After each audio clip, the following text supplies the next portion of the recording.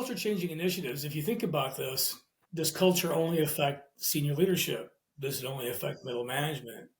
Does it only affect the front line? Where does the culture come from? Who are your cultural leaders? That's a big thing. You can have technical leaders, you can have authority based leaders because of their position and title, or you can have cultural leaders. And cultural leaders can be anywhere in the organization. And if they've got a following, much like a political following, they can make initiatives fail too. And they don't have to be in positions of authority. They don't have to be plant managers or directors or vice presidents or the C suite. They can be laborers that everybody believes in because they've been there 20 years and they've seen things come and go.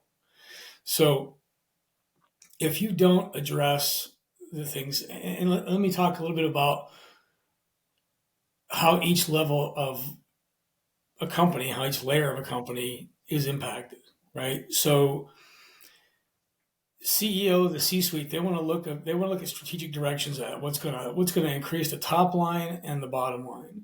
The middle level, that upper middle level of executives, VPs, directors, they want to look at how they're going to get that done to achieve the goals the company has set, right? What tools, what things can they do to marshal their resources in the plants or on the work floor, on the shop floor to make this happen. The plant managers and the plant level leadership are entrusted with the actual boots on the ground getting this done.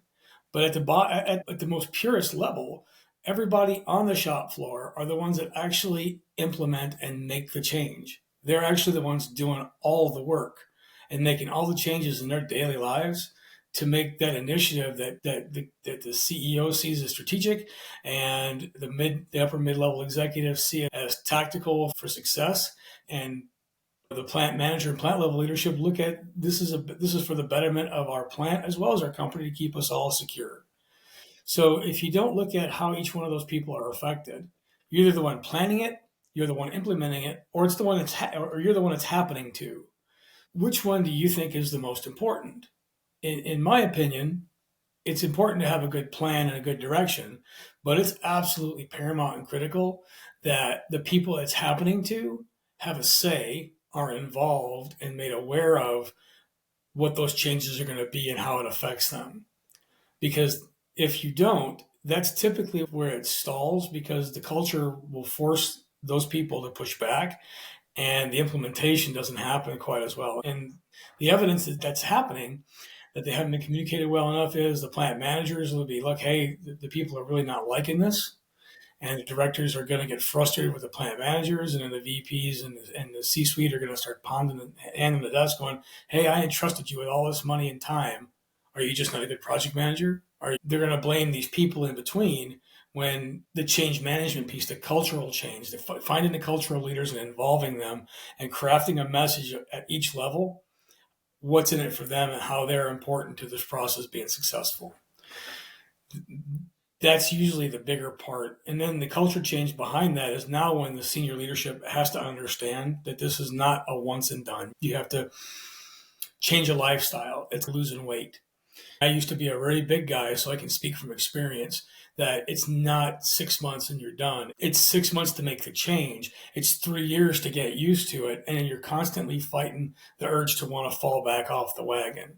And you have to continually every day get up and go, I'm going to continue to make this change every day. I'm going to continue down this path every day. And you stay that way. And it's one step at a time. It's like the 20-mile march to the top of Mount Everest. I hike every day 20 miles, regardless of the weather.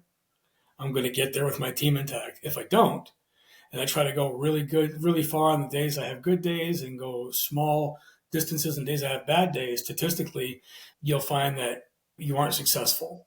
It really doesn't work that way. You have to stay consistent with the amount of change you're going to make on a daily basis. So from a cultural thing, and that's the other part, right? I forget where the saying comes from. 10 years ago, I probably could have told you who quoted it, but it's culture eats strategy for breakfast. And that's an absolute truth.